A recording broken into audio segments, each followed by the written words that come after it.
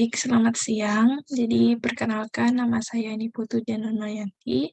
Jadi pada kesempatan hari ini saya akan mempresentasikan hasil makalah dari mata kuliah kewirausahaan. Jadi materi kali ini adalah yaitu peluang usaha di bidang farmasi.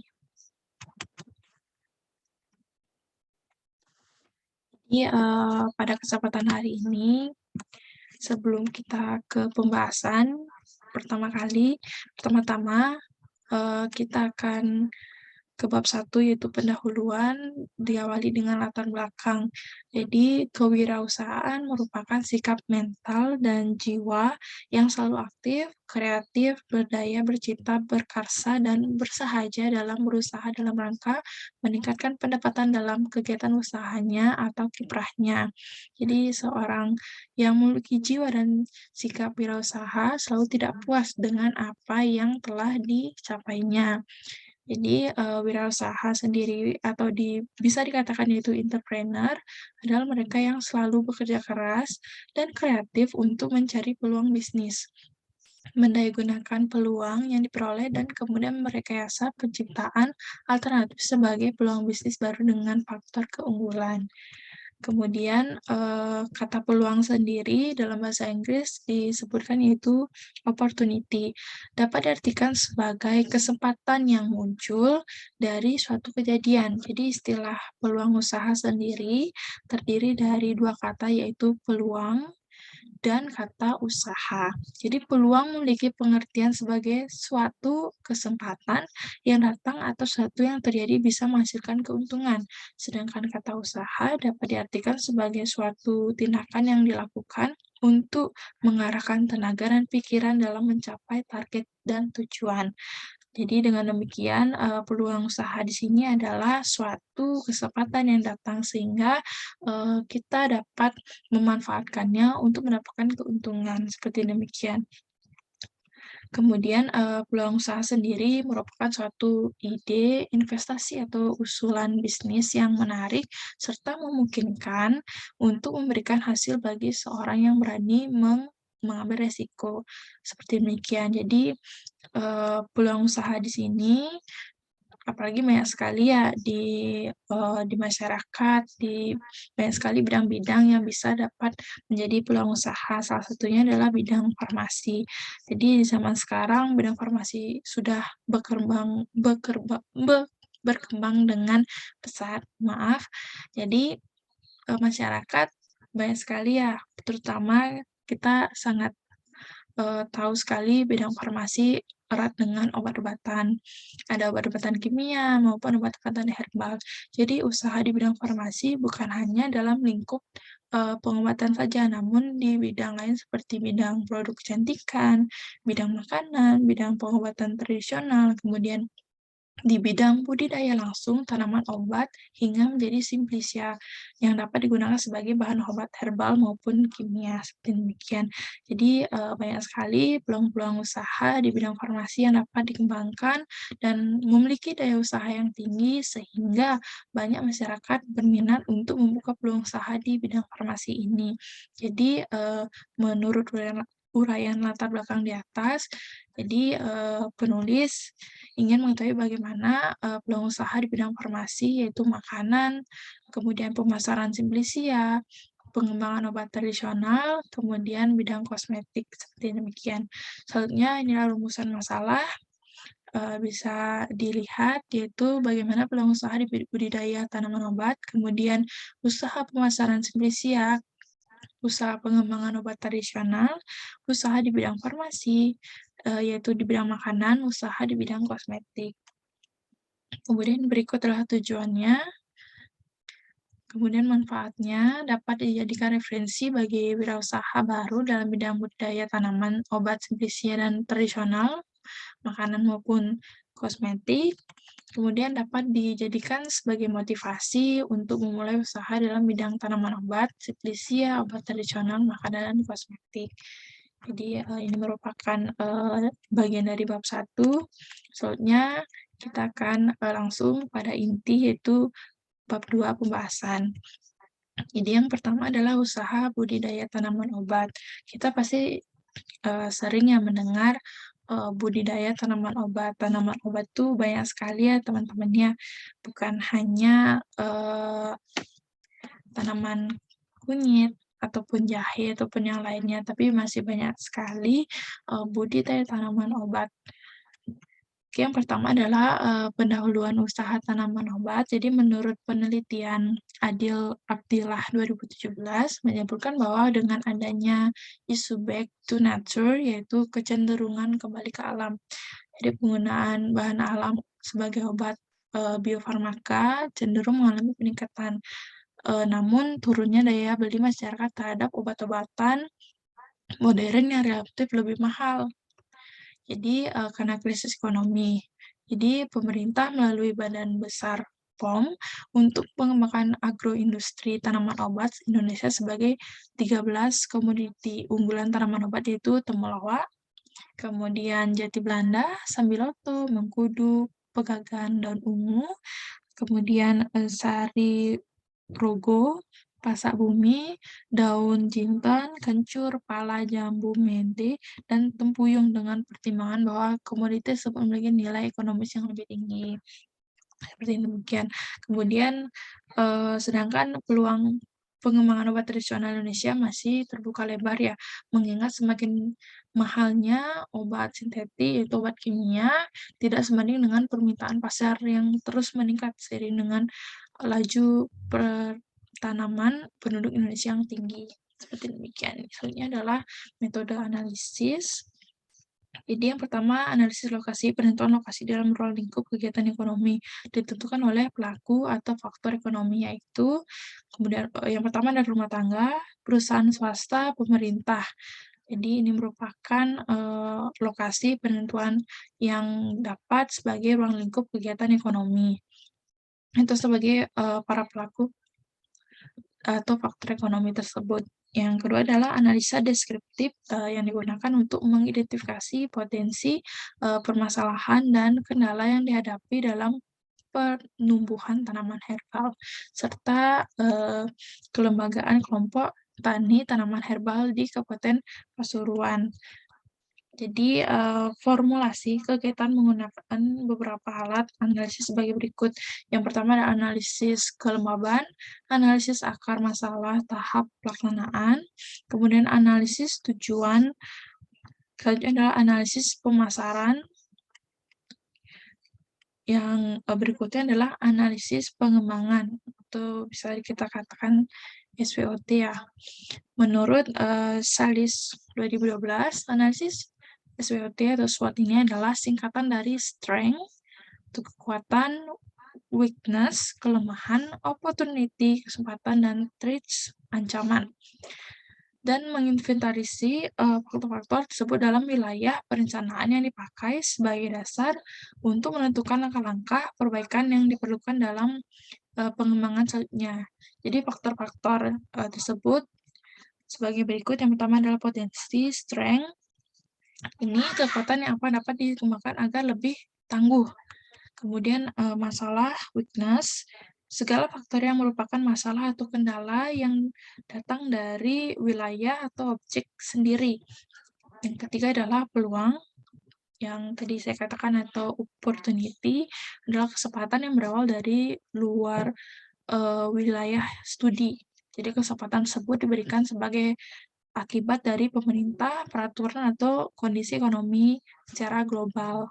Yang terakhir adalah ancaman atau threats, merupakan hal yang dapat menandakan kerugian yang berasal dari luar wilayah atau objek. Kemudian selanjutnya adalah hasil pembahasan tanaman obat.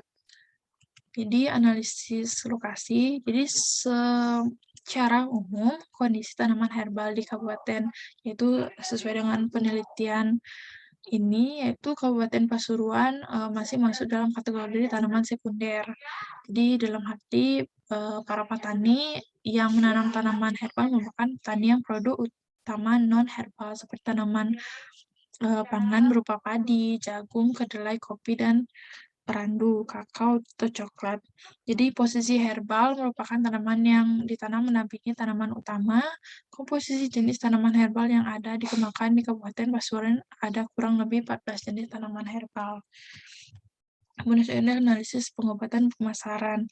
Jadi produk olahan obat herbal di kabupaten ini seperti yang tadi saya sudah katakan, yaitu adalah kunyit, temulawak jahe merah, sambiloto, kunci sirih, jatilondo, dan lain-lain. Jadi jenis obatan herbal ini dikembangkan di Kabupaten Pasuruan.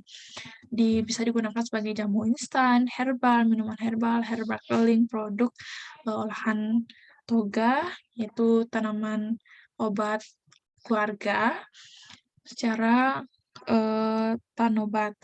Jadi para kelompok ini biasanya menyetorkan hasil panen mereka ke pemilik usaha olahan. Kemudian jadi para petani ini, khususnya produk olahan, bukan komoditas yang ada di Kabupaten Pasuruan, misalnya pasak bumi, contohnya. Tuh. Jadi yang pertama adalah ada modal yang digunakan dalam proses produksi olahan tanaman herbal sekitar 500 sampai 1 juta, tergantung besar kecilnya usaha produksi. Kemudian tenaga kerja, kebutuhan tenaga kerja mayoritas berasal dari wilayah sekitar usaha. Misalnya di Pasuruan, ya wilayah di Pasuruan saja. Misalnya kalau misalnya di Bali, ya di wilayah Bali saja. Fokusnya seperti demikian. Kemudian proses pengolahan bahan olahan tanaman herbal. Jadi proses dan teknologi pengolahannya ini berupa parutan, pemerasan atau saringan, pengeringan, dan alat pres, dan alat memasak, dan yang lain-lainnya. Kemudian pemasaran pengolahan bahan olahan tanaman obat ini, selain dijual di pasar, juga dipasarkan di luar daerah seperti Surabaya, Yogyakarta, Banjarmasin, Mataram, serta di Bali. Jadi pendistribusian produk herbal ini biasanya ada pengepulnya atau distributornya yang mengambil langsung di perusahaan UKM herbal di Kabupaten Pasuruan. Kemudian dipasarkan sendiri di luar daerah. Yang jadi saya katakan tadi, yaitu Yogyakarta, Surabaya, Bali, dan lain-lainnya. Yang ketiga adalah analisis akar masalah dan tujuan. Jadi permasalahan dalam pengembangan tanaman herbal adalah potensi dan peluang tanaman herbal di Kabupaten Pasuruan itu masih rendah. Jadi disebabkan oleh beberapa faktor utama, yaitu yang pertama, kualitas standar mutu tanaman obat masih rendah. Kemudian peluang pasar produk obat olahan herbal masih rendah juga. Jadi yang terakhir adalah analisis SWOT. Jadi di sini berdasarkan kondisi lapangan tersebut, pengembangan minat budaya komoditas tanaman obat perlu ditingkatkan pada sektor pertanian. Kemudian peningkatan pelatihan, penyuluhan terkait budidaya tanaman obat perlu ditingkatkan untuk meningkatkan UMKM di daerah tersebut. Kemudian peningkatan sarana dan prasarana, kemudian peningkatan inovasi pengolahan hasil tanaman obat juga, kemudian perluasan jaringan pemasaran produk sehingga produk juga bisa dipasarkan lebih luas lagi, bukan hanya di Surabaya, kemudian di Bali dan lain-lainnya. Kemudian selanjutnya usaha pemasaran di bidang Simplisia. Jadi yang pertama kita awali sama yaitu pendahuluan usaha Simplisia. Jadi menurut penelitian Bapak Imade Teguh, Mahagiri, Bunet Srimulyani, dan Ketut Satriawan tahun 2021, yang pertama, jadi di sini adalah Simplisianya kunyit. Jadi kunyit merupakan tanaman obat yang banyak dibutuhkan oleh industri obat tradisional. Jadi kunyit merupakan tanaman dari golongan Zingiberaceae berupa sema ataupun bersifat tahunan. Jadi tanaman kunyit ini tumbuh subur dan liar di sekitar hutan atau bekas kebun. Jadi tanaman ini banyak sekali dibudidayakan di Asia Selatan, khususnya di India, Cina Selatan, Taiwan, dan juga tentunya di Indonesia, di bagian Jawa, Filipina dan juga Filipina, mohon maaf. Jadi sifat-sifat kimia tanah tidak berpengaruh terhadap kadar kurkumin pada kunyit sehingga kunyit dapat ditanam pada jenis tanah apapun ya. Kemudian selanjutnya adalah usaha kunyit belum diketahui secara maksimal oleh petani yang ada di Bali. Dari segi aspek teknis, pasar, teknologi dan manajemen karena kurangnya yaitu pengetahuan dari petani tersebut. Bagaimana pengolahan kunyitnya, kemudian pasar konsumennya bagaimana, gitu. Seperti demikian. Jadi yang berasal dari luar Bali dikarenakan dari segi ekonomi ya harga kunyit dari luar Pulau Bali lebih murah sehingga para petani dan juga pengepul kurang berminat untuk usaha dari kunyit di Bali. Seperti demikian. Jadi pemilihan produk seperti kunyit, Simplicia kunyit karena Simplicia kunyit dapat bertahan lebih lama, tidak berjamur atau menimbulkan bau-bau khas. Dalam rangka penanganan produk kunyit di Bali, maka perlu dilakukan penelitian dengan tujuan menentukan aspek finansial usaha Simplicia kunyit di Bali untuk mengevaluasi nilai investasi usaha Simplicia kunyit di Bali. Selanjutnya adalah pembahasan usaha Simplicia. Jadi di sini pada penelitian dikatakan bahwa di desa Petang banyak terdapat petani yang menanam kunyit. Namun belakangan ini peneliti sudah beralih ke tanaman yang lain. Ini dikarenakan karena harga kunyit lebih murah ya dibandingkan dengan harga kunyit yang ada di desa Petang. Masalah tersebut perlu dicari solusinya. Salah satunya mengolah kunyit yang diharapkan meningkatkan nilai jual kunyit dengan diolah menjadi Simplicia kunyit. Produktivitas hasil kunyit di Bali selama 5 bulan terakhir mungkin rata-rata itu sebanyak 2.942.902 kilogram per tahun. Jadi pada observasi di lapangan sehingga petani belum mengenal proses pengolahan kunyit menjadi Simplicia. Diperlukan juga sosialisasi dan pengajaran kepada petani untuk mengolah kunyit menjadi Simplicia agar meningkatkan nilai jualnya. Jadi selanjutnya adalah yang pertama, aspek teknis dan produksi. Ini meliputi bahan baku, tenaga kerja, proses produksi Simplicia kunyit. Selanjutnya adalah lokasi usaha Simplicia, di mana usaha ini pertama adalah direncanakan dulu di mana lokasinya. Kemudian bahan bakunya direncanakan berapa per kilogram, misalnya 100 kilogram kunyit per hari dengan harga bahan baku sebesar 4.000 per kilogram. Harga tersebut didapatkan dari harga yang bersumber dari hasil observasi yang berupa sumber di toko online atau internet. Kemudian tenaga kerja produksi akan bekerja di usaha ini direncanakan berjumlah 3 orang dengan upah 2 orang yaitu sebanyak 1 juta, kemudian 1 orang 1.300.000 orang B untuk tenaga kerja yang mendapat jam kerja di luar produksi. Demikian. Kemudian proses produksi. Jadi prosesnya sendiri adalah pembuatan Simplicia kunyit dimulai dari proses yaitu sortasi. Jadi di sini para proses ini adalah memilah bahan baku yang layak dan juga dengan pencucian, pengirisan dengan menggunakan air bersih. Kemudian baru dirajang. Setelah dirajang, lakukan pengeringan dengan mesin, kemudian pengemasan, pelabelan. Jadi selanjutnya adalah bisa didistribusi dalam bentuk usaha Simplicia kunyit. Kemudian adapun proses produksi sebagai berikut. Yang pertama, yang tadi saya katakan adalah tahap persiapan bahan baku, kemudian proses pencucian bahannya, proses pengirisan, proses pengovenan, kemudian yang terakhir adalah proses pengemasan. Jadi, itu merupakan proses dari pengelolaan Simplicia kunyit. Selanjutnya analisa biaya. Mendirikan suatu usaha membutuhkan modal pastinya ya. Membutuhkan dana investasi awal. Jadi pembiayaan modal usaha Simplicia kunyit dimodali dari sendiri dulu atau bisa juga digunakan pinjaman bank. Kemudian analisis kelayakan finansial menggunakan 5 kriteria untuk menentukan kelayakannya. seperti di berikut ini adalah setiap proses produksi Simplisia kunyit habis terjual sehingga proses tetap berlanjut. Kemudian periode proyek 3 tahun, harga bahan baku konstan 3 tahun, suku bunga bank per tahun yaitu sebesar 7% menurun, harga produk sebesar 40.000 per kilogram, mohon maaf.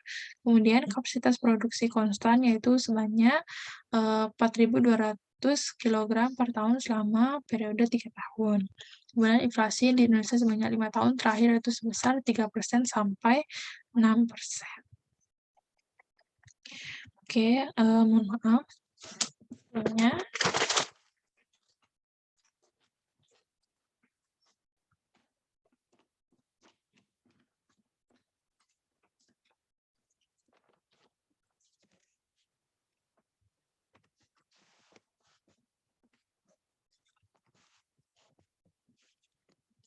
Oke, kita lanjut.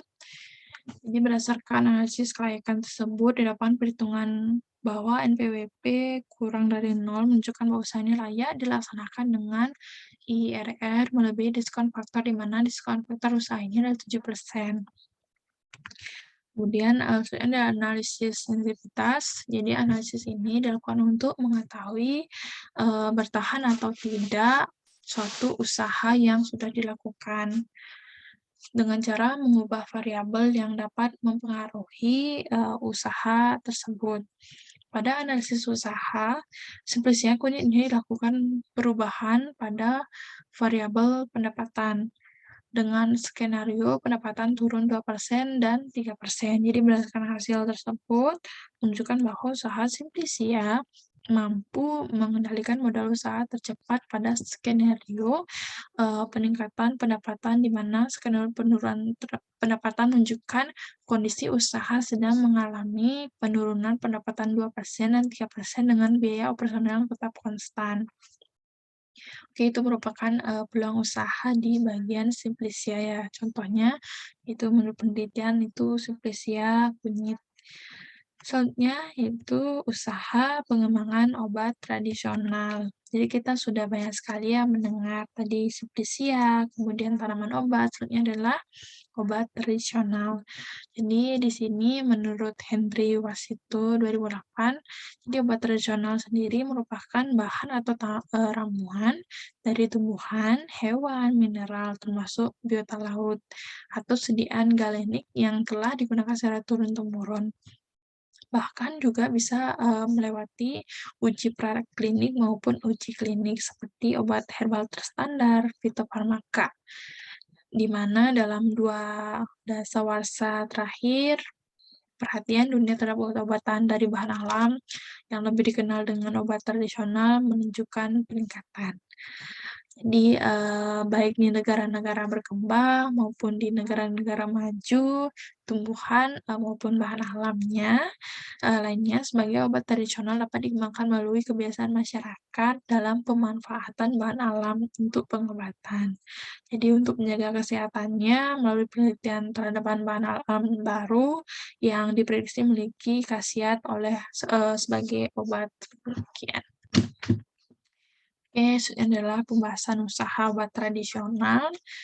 Jadi, obat khas Indonesia adalah obat-obatan yang didapat langsung dari bahan-bahan alamiah, tentunya berasal dari Indonesia sendiri. Jadi, pengembangan obat tradisional mempunyai tujuan menghasilkan produk obat yang dapat digunakan masyarakat secara luas. Kemudian, produk obat tradisional yang dihasilkan dapat berstandar produk untuk konsumsi umum, atau bisa dikatakan produk grade, dan obat tradisional dapat berstandar pharmaceutical atau pharmaceutical grade untuk pemakaian di pelayanan kesehatan. Jadi, Direktorat Pengawasan Obat Tradisional telah membuat yaitu standarisasi dengan memuat persyaratan baku mutu Simplisia yang banyak dipakai oleh perusahaan obat tradisional. Jadi BPOM RI juga telah mensyaratkan bahwa penandaan bahan alam yang terdiri dari jamu, obat herbal standar, dan fitofarmaka. Jadi jamu harus memenuhi kriteria yaitu aman sesuai dengan persyaratan yang ditetapkan. Kemudian fitofarmaka sangat diharapkan karena dapat disesuaikan dengan obat modern atau kimia ya. Diperlukan yaitu pembuktian khasiat dan keamanan bahan alam berpotensi fitofarmaka pada manusia melalui uji klinik. Perlu agar diterima dan dibuktikan keamanannya, khasiatnya secara ilmiah dengan uji preklinis dan uji klinis. Jadi bahan baku produk jadinya harus distandarisasi terlebih dahulu ya. Minat untuk melakukan penelitian mengembangkan obat tradisional menjadi fitofarmaka cukup baik, namun seringkali terbentur acuan standarisasi dan masalah dana penelitian yang sulit didapatkan.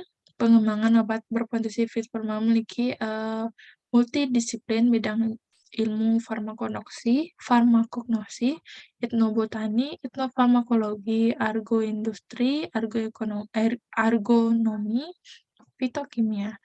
Jadi farmakologi dan toksikologi, teknologi farmasi, dan kedokteran termasuk kedokteran gigi. Jadi penelitian bahan alam menuju farmasikal telah banyak dilakukan, tapi hasil diperoleh seringkali tidak mengikuti acuan teknik farmasikal. Jadi peluang usaha di bagian obat tradisional itu banyak sekali ya. Namun di sini obat tradisional dibagi menjadi 3 yaitu jamu, fitofarmaka, dan obat herbal terstandar. Jadi harus melewati kalau misalnya fitofarmaka dan obat herbal terstandar harus melewati uji preklinik ataupun uji klinik. Kalau misalnya jamu itu secara turun-temurun. Selanjutnya adalah yaitu usaha di bidang makanan. Jadi selanjutnya kita akan bahas tentang usaha di bidang makanan ya. Nah, apa sih hubungannya peluang usaha farmasis dengan usaha di bidang makanan? Jadi banyak sekali UMKM karena merupakan usaha produktif perorangan atau badan usaha perorangan, jadi memiliki kekayaan bersih di bawah 50 juta rupiah tidak termasuk dalam tanah bangunan. Gini, jadi makanan ini termasuk kategori ada yang usaha mikro, kecil, dan menengah. Jadi artikel industri makanan minuman terus tumbuh. Nah, peluang makanan dan minuman Indonesia menjelaskan bahwa bisnis makanan dan minuman selalu masuk dalam 5 jenis investasi di Indonesia. Jadi kita tahu banyak sekali pengusaha makanan minuman Indonesia itu memiliki jenis-jenis investasi yang tinggi ya. Jadi di sini lanjut saja yaitu di pembahasan usaha makanannya berdasarkan lingkungan internal di sudut pandangan RBP Time to Eat adalah rasa yang alami tanpa zat adiktif dan harga yang lebih murah secara rata-rata dibandingkan kompetitor utama. Nah, jadi kemampuan time to eat ini dalam mengolah kelebihannya juga didapat dari penanaman nilai yang ada, sehingga dapat menciptakan iklim yang kondusif dalam time to eat. Kemudian selanjutnya,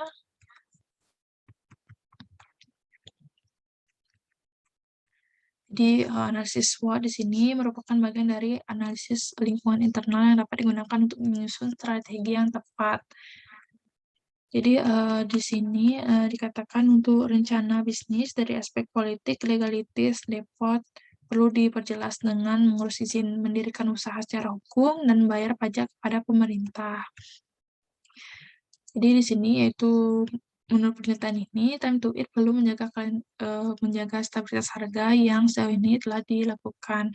Jadi di bidang farmasi ini yaitu bidang peluang usaha makanan sebagai yaitu untuk menguji apakah makanan itu baik atau layak atau tidak, seperti demikian ya. Oke, yang terakhir adalah usaha di bidang kosmetik. Nah, jadi pasti kita sering banget ya sekarang mendengar banyak sekali kosmetik-kosmetik yang ada di Indonesia. Dan banyak juga yang sudah menunjukkan hasil yang baik ataupun ada beberapa yang memiliki efek samping.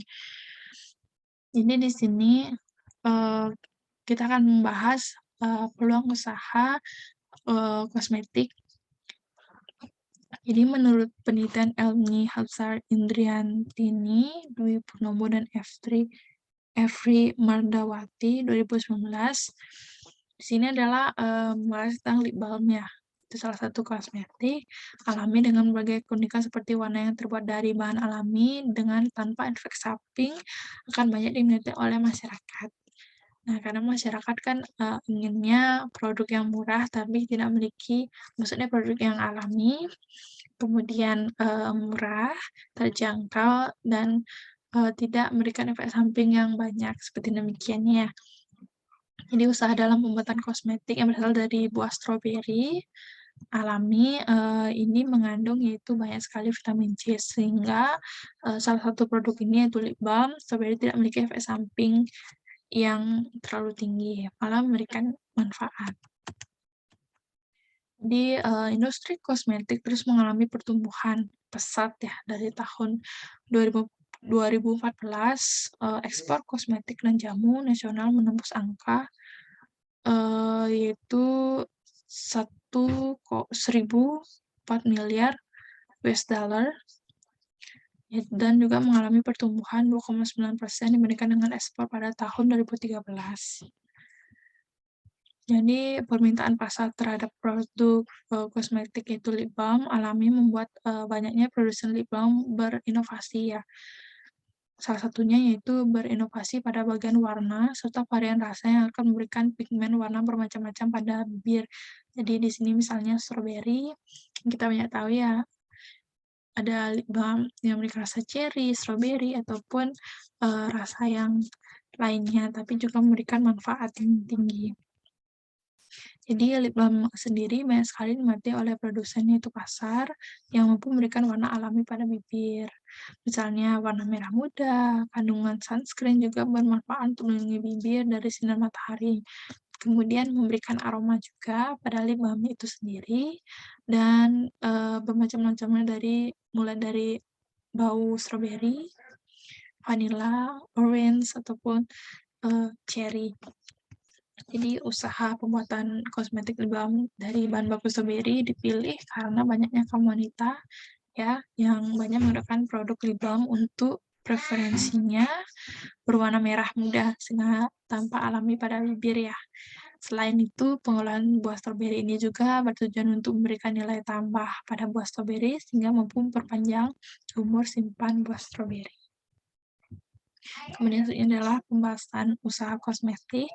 Jadi di sini yang pertama adalah inovasi produk. Produk ini merupakan inovasi baru dari industri kosmetik. Jadi kosmetik bukan hanya dari bahan-bahan kimia saja ya, tapi ada yang bahan alami seperti yang saya katakan tadi adalah stroberi. Kemudian penggunaan sosial media juga sebagai bentuk memperkenalkan suatu produk sekaligus menarik konsumen untuk menggunakan produk yaitu di sini katakanlah PB Lip Balm. Jadi pemberian atau penyampaian informasinya diberikan pada sosial media juga dilakukan dengan untuk mengajak ataupun memberikan informasi mengenai bahwa lip balm ini memberikan manfaat yang sangat baik. Jadi di sini juga dikatakan bahwa media promosi menggunakan sosial media maka dapat minimalkan cost struktur karena tidak semua sosial media yang digunakan berbayar, namun ada juga yang gratis. Kemudian yang pertama adalah marketplace. Jadi penjualan promosi dilakukan oleh PB Lip Balm pada marketplace ini, yaitu marketplace itu seperti Shopee, Tokopedia, JD.id, dan Blibli.com. Kemudian distribusinya, ekspedisi pengiriman barang memiliki peranan penting dalam distribusi produk ya, sebagai penghubung antara penjual dan pembeli. Dan dalam proses pengiriman barangnya harus aman ya, kemudian sampai di tangan pembeli. Demikian. Kemudian arus pendapatan yang dilakukan oleh PB Lip Balm ini adalah dana investasi, di mana langkah awal pengumpulan dana yang dilakukan oleh PB Lip Balm, dana ini dapat dari investor. Kemudian hasil penjualan produk ini berfokus mendapatkan pendapatan dari hasil penjualan produk, dana hasil dan penjualan produk akan diputarkan sebagai modal dan juga sebagai keuntungan perusahaan. Pemilih BAM di sini merupakan usaha berbasis teknologi pertanian, maka sumber daya yang paling penting dalam perkembangan bisnisnya adalah teknologi informasi dan pengembangan teknologi. Dan kegiatan evaluasi dilakukan juga mengetahui kualitas dari produk yang dijual, seluruh biaya yang membuat model bisnis bekerja. Struktur biaya terbagi dalam dua kelas, yaitu cost driven dan value driven.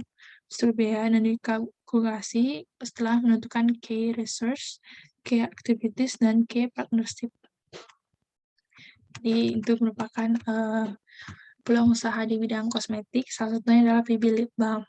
Oke, saatnya yang terakhir adalah bab 3, itu penutup. Jadi kesimpulan dari makalah ini adalah, pertama, keberhasilan merupakan sikap mental dan jiwa yang selalu aktif, kreatif, berdaya bercipta, berkarsa, dan bersahaja dalam berusaha dalam rangka meningkatkan pendapatan dalam kegiatan usahanya atau kiprahnya. Jadi, yang sudah saya katakan juga, seorang wirausahaan selalu tidak puas dengan apa yang sudah dicapainya. Jadi terus-menerus untuk meningkatkan produknya, memperluas perusahaannya, dan memberikan lapangan pekerjaan untuk masyarakat. Jadi peluang usaha sebenarnya adalah kesempatan yang dapat dimanfaatkan seorang untuk mendapatkan apa yang diinginkannya. Jadi keuntungan kekayaan dan uang dengan memanfaatkan berbagai sumber daya yang dimiliki. Jadi kewirausahaan, seorang wirausaha dan peluang usaha itu sangat menjadi satu ya.